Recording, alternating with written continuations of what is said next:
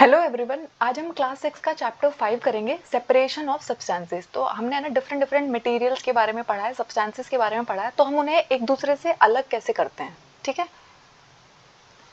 तो अगर आपको है ना चावल में से पत्थर निकालने के लिए दिया जाए, ठीक है, या फिर आपको छाछ में से घी निकालने को दिया जाए, तो आप इन सब्सटेंसेस को कैसे सेपरेट करोगे। तो सब्सटेंसेस को सेपरेट करने के लिए जो मैकेनिज्म हम यूज़ करते हैं वो इस बात पर डिपेंड करता है कि हमारी जो इम्प्योरिटी है, पार्टिकल्स का साइज है, वो कैसा है। ठीक है, उसके अलावा हमारे मैटर की जो स्टेट्स है वो क्या है। तो हमारे मैटर की 3 स्टेट होती है, सॉलिड, लिक्विड और गैस। अगर आप अपने आसपास देखोगे तो आपका जो सारा फर्नीचर है, ठीक है, आपका जो फ्लोर है, आपकी जो वॉल्स है, वो सब कुछ क्या है, सॉलिड है। ठीक है, अगर आप उसको कंप्रेस करने की ट्राई करोगे तो उसको कंप्रेस करना बहुत मुश्किल है, क्यों? क्योंकि वो सॉलिड है। उसके अलावा अगर आप अपने आसपास कुछ चीज़ों को देखोगे, जैसे कि पानी को देखोगे, चाय को देखोगे, दूध को देखोगे, वो सब कुछ किस स्टेट में है, लिक्विड स्टेट में है। ठीक है, और आपके आसपास ना बहुत सारी एयर है जिसको आप देख नहीं सकते, बट आप फील कर रहे हो ना, क्योंकि अगर एयर नहीं होती तो आप ऑक्सीजन कैसे अंदर ले पा रहे हो। ठीक है, आप कार्बन डाइऑक्साइड कैसे बाहर छोड़ पाते। ठीक है, तो गैस, ये 3 स्टेट होती है हमारे मैटर की, सॉलिड, लिक्विड और गैस। अब है ना हम मेथड्स ऑफ सेपरेशन पढ़ेंगे कि हम है ना कैसे कैसे सेपरेट करते हैं।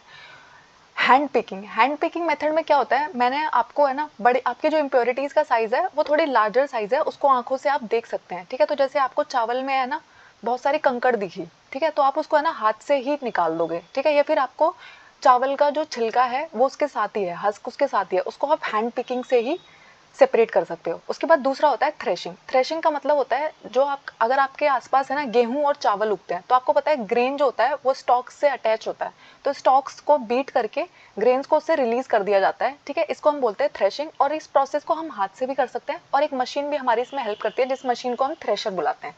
ठीक है, अगर आप पंजाब, उत्तर प्रदेश, हरियाणा ऐसे रीजन से हो तो आपको इस मशीन के बारे में बहुत ही ईजिली पता होगा। ठीक है, अब देखिए इस प्रोसेस में होता क्या है। तो पहला प्रोसेस आप देख रहे हो, जैसे मैंने आपको ग्रेन्स दिए, उसमें बहुत सारे कंकड़ मिले हुए हैं, तो आप है ना हैंड पिकिंग मेथड से आराम से उसे सेपरेट कर सकते हो ग्रेन से। उसके बाद दूसरा जो मेथड है उसमें क्या होता है, एक फार्मर क्या करता है, एक सॉलिड सरफेस के ऊपर वो अपने स्टॉक्स को, जो आपका गेहूं और चावल उसने कटिंग की है जिसकी, उसको बीट करता है, तो देखो ग्रेन्स नीचे गिर रहा है, और जो भूसे वाला पार्ट है जिसको बाद में जिससे भूसा बनेगा वो उसके हाथ में रह जा रहा है। ये तो है कि जब वो हैंड से कर रहा है, फार्मर इस चीज को हाथों से कर रहा है। इस चीज को आप एक मशीन की हेल्प से भी कर सकते हो, जिस मशीन को हम थ्रेशर बुलाते हैं। उसके बाद आता है विनोइंग। ठीक है, तो आपको पता है जो अब गेहूं और चावल आपने सेपरेट किए हैं, उसके साथ है ना अभी भी जो उसका छिलका है जिसको हम हस्क बुलाते हैं वो अटैच्ड होता है, लेकिन हमें तो वो छिलका भी हटाना है ना, क्योंकि हम छिलके के साथ तो नहीं खाएंगे ना उसको। तो इस मेथड में, विनोइंग मेथड में क्या होता है ना, हम है ना हैवी और लाइटर कंपोनेंट्स, अगर हमारे पास दो ऐसी चीजें हैं जो हमें एक दूसरे से अलग करनी है, जिनमें से एक भारी है और एक हल्की है, उसको हम विनोइंग मेथड से सेपरेट करते हैं। तो हम क्या करते हैं, हम अपने अनाज को लेते हैं। ठीक है, इसको उत्तर प्रदेश में तो छाछ बुलाते हैं, इस लेडी के हाथ में, आपके एरिया में इसे क्या बुलाते हैं आपको पता होगा। ठीक है, तो इसमें आप क्या करते हो, जिस डायरेक्शन में एयर ब्लो कर रही है आप उधर की तरफ इसको ब्लो करना स्टार्ट करते हो। जो आपका हस्क है, जो लाइटर पार्टिकल है, वो हवा के साथ दूर चला जाएगा, और जो आपका हैवी पार्टिकल है, जो आपके ग्रेन है, वो नीचे गिरते रहेंगे। इससे क्या होगा, आपका जो सारा छिलका है वो रिमूव हो जाएगा, और आप इस गेहूं को अब इस्तेमाल कर सकते हो खाने के लिए। ठीक है, विनोइंग में तो एक कंपोनेंट लाइटर होना चाहिए, एक कंपोनेंट हैवियर होना चाहिए, तो हम विनोइंग मेथड यूज करते हैं। अब उसके बाद आता है सीविंग मेथड। तो अगर आपने है ना कभी भी आपके घर में कंस्ट्रक्शन हुआ है, या आप कभी किसी कंस्ट्रक्शन साइट के पास से गुजरे हो, तो आपने है ना ये सीन जरूर देखा होगा। तो जब आपको आपको पता है, हमारे घर बनाने के लिए जो सीमेंट हम इस्तेमाल करते हैं उसमें ना कभी कभी बड़े बड़े पार्टिकल्स होते हैं, तो जिसको जब हम सीमेंट को घोलेंगे ना तो वो पार्टिकल प्रॉब्लम क्रिएट करेंगे। तो इसलिए ना हम क्या करते हैं, अपने सीमेंट को ना अच्छे से छानते हैं। इसमें क्या होता है, आपकी जो इम्प्योरिटीज है, बड़े पार्टिकल्स है, वो छलनी में ऊपर रह जाते हैं, और जो फाइन पार्टिकल्स है वो छान के नीचे आ जाते हैं। ठीक है, जैसे हम चाय में भी करते हैं ना, जब हम चाय पत्ती और चाय को छानते हैं तो चाय पत्ती का साइज बड़ा होता है, वो ऊपर रह जाता है, हैवी होता है, और जो साफ वाला पार्ट होता है वो कप में चला जाता है। तो इस वाले में क्या होता है, फाइन पार्टिकल्स हमारे पास हो जाते हैं सीप से, और बिगर इंप्योरिटीज जो है वो सीप पे रह जाती है। ठीक है, जैसे कि हम जब आटा छानते हैं, जब हम चाय पत्ती छानते हैं, और जब हम अपना घर बनाने के लिए सीमेंट को छानते हैं। ठीक है, इस मेथड को हम क्या बुलाते हैं, सीविंग बुलाते हैं। उसके बाद आता है सेडिमेंटेशन। तो आपको पता है कभी कभी ना कुछ ऐसे मटेरियल होते हैं जो पानी में ना घुलते नहीं है। अगर आपने ना पानी में सैंड को डाला तो क्या होगा, वो ऐसे घूमता रहेगा, बाद में वो सेटल डाउन हो जाएगा। ठीक है, और आप है ना अगर इस पानी को, जिसमें अभी ऊपर का जो पानी का पार्ट रह गया है जिसमें डस्ट है, उसको अगर धीरे से रिमूव कर लो और नीचे वाला हैवियर पार्टिकल उसी बीकर में रह जाए तो इस प्रोसेस को हम डीकेंटेशन बुलाते हैं। अगर आप इसको देख रहे हो, पहले है सेडिमेंटेशन। सेडिमेंटेशन का मतलब है जो हैवी पार्टिकल था वो सेडिमेंट बन गया, यानी कि नीचे बैठ गया। और जब आपने ये ऊपर वाला जो पानी है जिसमें डस्ट घुली हुई है, इसको आपने एक दूसरे बीकर में अगर ट्रांसफर कर दिया, इस प्रोसेस को हम डीकेंटेशन बुलाते हैं। ठीक है, जब पानी और घी या फिर तेल आपस में मिक्स हो जाते हैं तो हम उनको है ना इसी तरीके से सेपरेट करते हैं, क्योंकि ऑयल की एक नीचे अलग लेयर बन जाएगी, वाटर की एक अलग लेयर बन जाएगी, उनमें से किसी भी एक लेयर को आप सेपरेट कर लोगे और दूसरी लेयर हमें मिल जाएगी।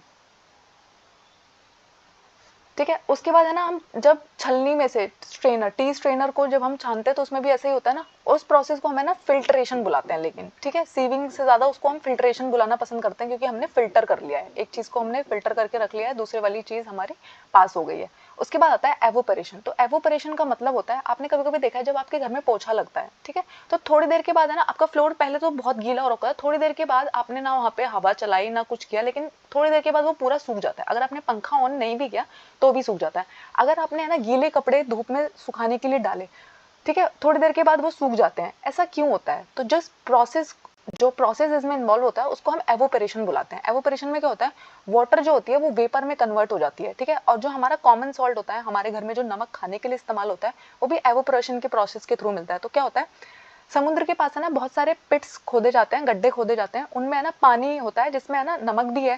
धीरे धीरे ना वो पानी तो उड़ जाएगा और सिर्फ जो नमक है वो वहां पर बच जाएगा। ठीक है, और इस पानी को जब हम, अब जो पानी सारा उड़ गया है उसको हम बोलेंगे एवोपरेटेड। ठीक है, एवोपरेशन हो गया, उसका वेपर बन के वो उड़ गया है, भाप बन के उड़ गया है।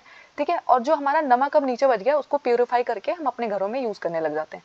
आपके जो फ्लोर पे पानी गिरता है उसके सूखने का भी यही रीजन होता है। आपके जो कपड़े गर्मियों में इतनी जल्दी सूख जाते हैं उसका भी यही रीजन होता है। आपने देखा है सर्दी और बारिश के दिन पे ऐसा कम हो रहा होता है, क्यों? क्योंकि एवोपरेशन का रेट जो है वो स्लो डाउन हो जाता है। उसके बाद आता है कंडेंसेशन। तो कंडेंसेशन का मतलब होता है अगर आपने है ना पानी की वेपर्स है ना लिक्विड फॉर्म में कन्वर्ट हो जाए तो उसको हम बोलते हैं कंडेंसेशन। तो आपने कभी देखा है, अगर आपने फ्रिज से बाहर निकाल के एक बॉटल को रखा, थोड़ी देर के बाद आप देखोगे उस पर ना बहुत सारी पानी की ड्रॉप्स आ जाती हैं, तो वो क्या है, आपकी जो वाटर वेपर है वो लिक्विड फॉर्म में कन्वर्ट हो जा रही है। ठीक है, उसको हम बुलाते हैं कंडेंसेशन। ठीक है, उसके बाद होता है सैचुरेटेड। का मतलब क्या होता है, तो जैसे आपने ना एक ग्लास में 1 चम्मच चीनी की डाली, तो वो आप देखोगे थोड़ी देर आप उसे घुमाओगे वो पूरी मिक्स हो जाएगी, गायब हो जाएगी, आपको दिखेगी नहीं। ठीक है, फिर आपने एक और चम्मच डाली, वो भी गायब हो जाएगी, फिर एक और चम्मच डाली, वो भी गायब हो जाएगी। लेकिन जब आप है ना बहुत सारी चम्मचें उसमें डालोगे ना, तो आप देखोगे अब घुल ही नहीं रहा होगा, वो आगे घुलेगा ही नहीं, ना नमक घुलेगा ना चीनी घुलेगी। क्यों? क्योंकि अब जो आपका सब्सटेंस है वो सैचुरेटेड हो गया है। ठीक है, आपका जो लिक्विड है वो सैचुरेटेड हो गया है, यानी कि उसके अंदर अब है ना अब और कैपेसिटी नहीं बच गया, उसके पार्टिकल्स के बीच में और साइज, उसके पार्टिकल्स के बीच में और स्पेस नहीं बच गया जहाँ पे और चीजें घुल सके। ठीक है, तो हम सैचुरेटेड किसको बुलाते हैं, जिसके अंदर अब और कोई भी चीज डिसॉल्व करने पे वो अब डिसॉल्व नहीं होगी, उसको हम क्या बोलते हैं, सैचुरेटेड बोलते हैं। ठीक है, आप ये एक्सपेरिमेंट करके भी देख सकते हो। आप एक ग्लास पानी लीजिए, उसमें ना 2-3 चम्मच चीनी डालिए, वो घुलती रहेगी, लेकिन जब आप और चीनी उसमें डालते रहेंगे तो चीनी के दाने नीचे सेटल डाउन होने लग जाएंगे, वो घुलेंगे नहीं। ठीक है, थैंक यू। आई होप आपको इस चैप्टर में कोई डाउट नहीं है। ठीक है, हमारे 6 क्लास के 5 चैप्टर्स कंप्लीट हो गए हैं और मैंने इलेक्ट्रिसिटी वाला चैप्टर भी डाल दिया है। ठीक है, ये हमारे सीटेट के पेपर 2 के लिए, हमारे ईएमआरएस के पेपर के लिए और बीपीएससी के एग्जाम के लिए बहुत इंपॉर्टेंट है। ठीक है, मैंने प्लेलिस्ट क्रिएट कर रखी है, आप उसको देख सकते हैं, और अगर आपको कोई डाउट है वो मुझे कॉमेंट्स में बताइएगा।